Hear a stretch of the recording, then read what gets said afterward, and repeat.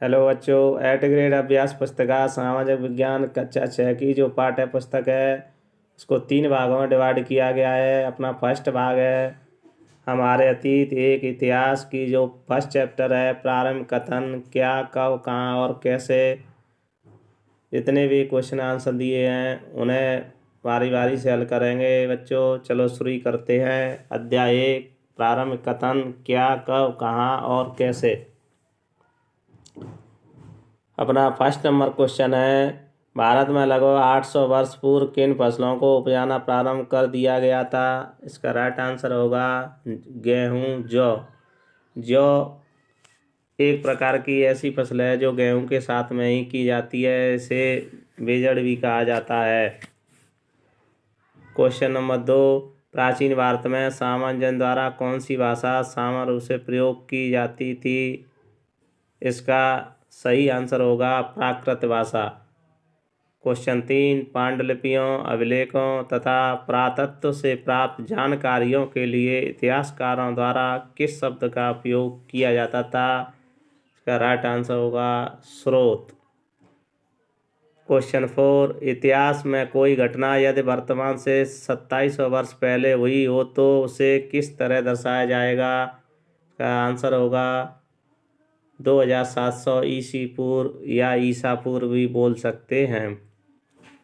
Question 5 अतीत के बारे में हम कैसे जान सकते हैं। अतीत के बारे में हम अतीत में लिखी गई पुस्तकों को पढ़कर और उन्हें पढ़कर जान सकते हैं। अन्य वस्तुएं अभिलेखों चित्रों से भी जान सकते हैं। बच्चों जैसा कि आंसर में दिया गया है अतीत में जितने भी ग्रंथ लिखे गए इतिहासकारों ने इतिहास लिखा उन्हें पढ़कर हम अतीत के बारे इतिहास के बारे में जान सकते हैं। अभिलेखों चित्रों से भी प्राचीन समय में क्या हुआ था उन घटनाओं की जानकारी प्राप्त कर सकते हैं। क्वेश्चन 6 हमें वर्तमान की घटनाओं की जानकारी किन किन साधनों से प्राप्त होती है। हमें वर्तमान की घटनाओं की जानकारी रेडियो टेलीविज़न आप जानते होंगे टीवी से कहते हैं अखबार जैसे साधनों से प्राप्त होती है। प्रसाद पांडुलिपि से क्या आशय है। प्राचीन काल में पांडुलिपियाँ किस पर लिखी जाती थीं। इसका आंसर होगा पांडुलिपि पुस्तकों को हाथ से लिखना पांडुलिपि कहलाता था। पांडुलिपि प्राय ताड़पत्रों भोजपत्र पर लिखी जाती थी। ताड़ के वृक्षों के जो पत्र और भोज नामक वृक्ष के पत्रों पर लिखी गई जानकारी को और हाथ से लिखी जाती थी तो उसे पांडुलिपि कहा जाता था। प्रश्न 8 शिलालेख अभिलेख में क्या अंतर है। शिलालेख पत्थरों पर केवल लिखे गए उत्कीर्ण किए जाते थे। अभिलेख पत्थर एवं धातु की कठोर सतहों पर उत्कीर्ण किए जाते थे। ये शिलालेख अभिलेख राजाओं महाराजाओं द्वारा लिखवाए जाते थे। राजा महाराजाओं के समकालीन विद्वानों इतिहासकारों ने राजा महाराजाओं के शासन में हुए लड़ाइयों घटनाओं प्रशासन की नीतियों का उल्लेख होता था। प्रश्न 9 प्राचीन काल में लोग यात्रा किस प्रकार और क्यों करते थे।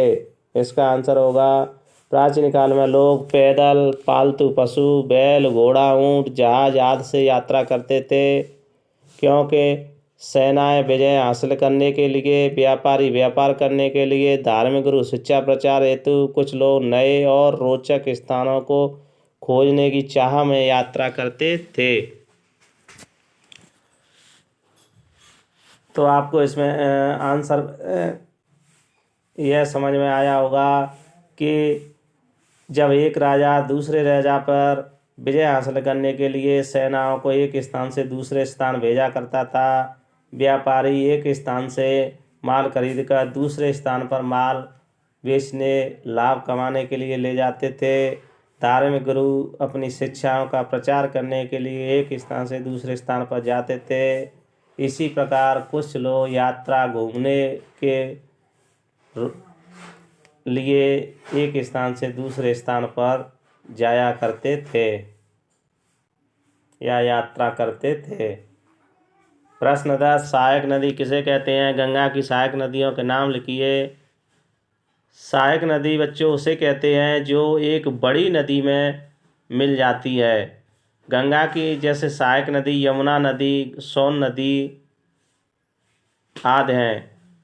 और जब एक जैसे चंबल नदी यमुना में मिलती है, यमुना गंगा में मिलती है, तो चंबल नदी को उप सहायक नदी कहा जाएगा, क्योंकि यह चंबल नदी यमुना की तो सहायक नदी है लेकिन गंगा की उप सहायक नदी है।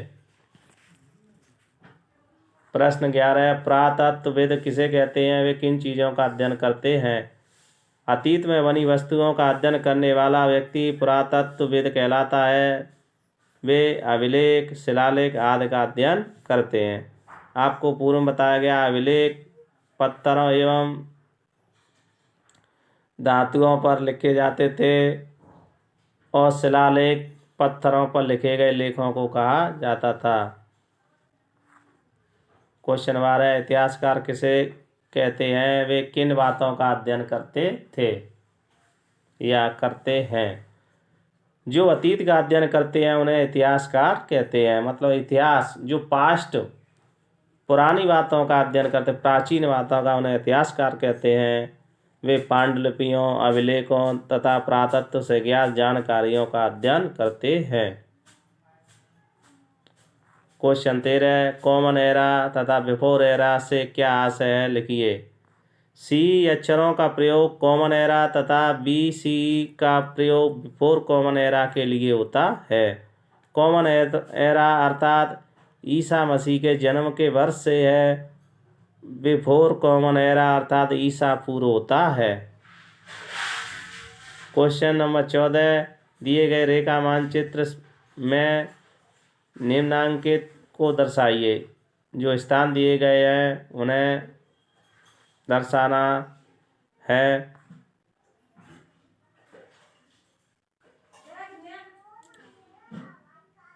जैसे यमुना आपको दिखाई दे रहा होगा, गंगा नदी, ब्रह्मपुत्र नदी,